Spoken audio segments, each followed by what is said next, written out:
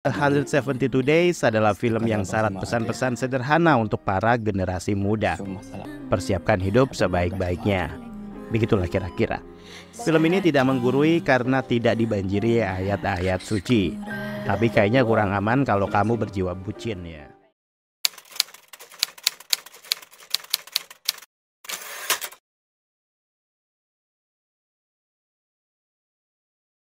Perkenalkan saya Amr Azikra. Sangat tahu. Kalau saya Nazir Syafa. Salam sinema sahabat sinemalogi. 172 Days adalah film drama yang disutradarai Hadrah Daeng Ratu. Film ini dibintangi Yasmin Naper, Brian Domani, Yuriko Angelin, Abun Sungkar, Amara Sofi, Aditya Putri, Cindy Fatikasari, Oki Setiana Dewi, dan lain-lain. Film 172 Days bercerita tentang Nazira Syafa diperankan Yasmin Naper yang menjalani 172 hari paling berkesan sepanjang hidupnya.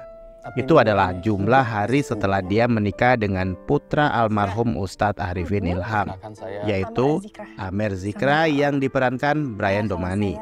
Sosok yang membuat Zira menjadi pribadi yang lebih baik. Awalnya kisah cinta mereka sangat indah seperti di film-film. Meski ada ujian dan cobaan, mereka sanggup menjalaninya bersama-sama.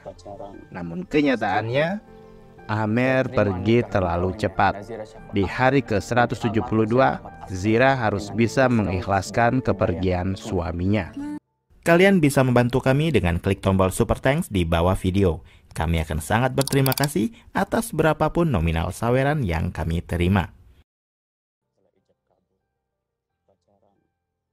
Film 172 Days adalah adaptasi dari novel yang ditulis Nazira Syafa berdasar penggalan kisah hidup bersama suami Amir Azikra, putra Ustadz Arifin Ilham. Zira dan Amer dipertemukan dan dipisahkan dalam waktu yang cukup singkat. Kisah nyata ini tertuang dalam kisah-kisah perjalanan hidup mereka berdua. Bagaimana pribadi seorang Zira, proses hijrahnya, pertemuannya dengan Amir, hingga masa ta'aruf. Dan perjalanan indahnya mengarungi mahligai rumah tangga hingga maut memisahkan. Tentu saja film ini jauh dari plot twist mengingat semuanya sudah tertuang di novel. Film 172 Days adalah drama religi romantis dengan alur cerita yang tidak kaku. Ibarat kata, menikmati film ini tidak harus berwudu dulu. Kalau memiliki ekspektasi bahwa film ini akan penuh tausiah yang berat bahasanya, sepertinya salah besar. Meski film ini isinya Assalamualaikum Waalaikumsalam berkali-kali, tetap saja film ini masih bisa dinikmati oleh siapapun yang menonton. Hadrah Daeng Ratu sepertinya sudah menyadari dari awal 172 Days bukanlah jenis kisah religi yang keras yang syarat dengan dakwah jihad fisabilillah. 172 Days tahu banyak kisah santun pertemuan dua anak manusia yang sama-sama ingin menjalani hidup sakinah mawaddah warohmah sesuai syariat Islam. Dalam eksekusinya pun, film ini memiliki tone warna yang adem. Unsur warna putih dalam film 172 Days sangat menonjol.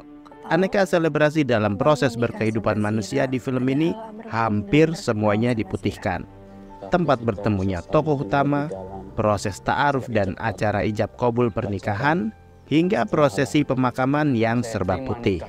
Montase-montasinya begitu indah. Kesan sakralnya pun sangat begitu terasa. Memang sih, kita bakal menemukan adegan-adegan klise yang bisa dibilang serba kebetulan. Contohnya saat sahabat Zira yaitu Niki yang hendak bunuh diri tapi mendadak di stop oleh Zira dan Amir yang kebetulan habis nonton film. Bisa jadi memang untuk kebutuhan cerita atau memang sebuah kebetulan yang memang kebetulan terjadi di kisah Zira yang sesungguhnya. Kalaupun memang nyata, benar-benar sebuah kebetulan yang subhanallah. Brian Domani dan Yasmin Naper lah yang paling bersinar di film ini. Chemistry yang adem dari mereka berdua ini menjadikan film lebih enak ditonton. Saya tidak melihat adanya kecanggungan antara mereka berdua. Yasmin memerankan Zira dengan begitu lepas. Perubahan karakternya pun rapi, tidak timpang. Yasmin sanggup mengimbangi performa Brian Domani yang memerankan sosok ustadz muda berjiwa besar. Bagi penggemar drama romantis, pasti dibikin baper melihat bagaimana Brian dan Yasmin membawakan setiap momen manis antara Amer dan Nazira. Para penonton dijamin enggak bakal rela setiap melihat adegan Amer dan Nazira mengalami kesulitan, karena Brian dan Yasmin mampu membuat para penonton bersimpati dengan karakter yang mereka perankan. Kelemahan film ini mungkin dari segi penceritaan yang terlalu mencari aman, mudah ditemukan adegan yang sepertinya cuma sebagai tambahan durasi saja. Tapi di balik itu semua, penonton bakal menemukan adegan sederhana tapi bisa bikin senyum-senyum sendiri. Semacam template kemesraan yang bersifat syar'i lah ya. Adegan-adegan romantis yang ada semuanya tidak berlebihan atau lebay, tapi tetap mampu membuat penonton mengiris bawang. Di studio tempat saya nonton, suara sesenggukan terdengar di mana-mana. Target market film ini jelas dan saya kira sangat berhasil meraihnya. Secara teknis, film 172 Days dieksekusi dengan baik dan penuh visual indah.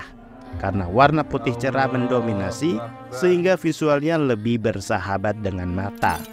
Begitu juga scoring film yang pas, alunan musik yang mengiringi setiap momen Zira dan Amer juga sangat melengkapi. Adegan suka dan duka bertutur indah dipoles dengan irama musik yang bonding pada setiap adegan. Tapi saya rasa film ini perlu menyematkan trigger warning karena ada adegan bunuh diri yang bisa memicu trauma. Pada akhirnya, 172 Days adalah film yang syarat pesan-pesan sederhana untuk para generasi muda. Jangan kebanyakan healing gak jelas. Persiapkan hidup sebaik-baiknya. Begitulah kira-kira. Film ini tidak menggurui karena tidak dibanjiri ayat-ayat suci. Tapi kayaknya kurang aman kalau kamu berjiwa bucin ya.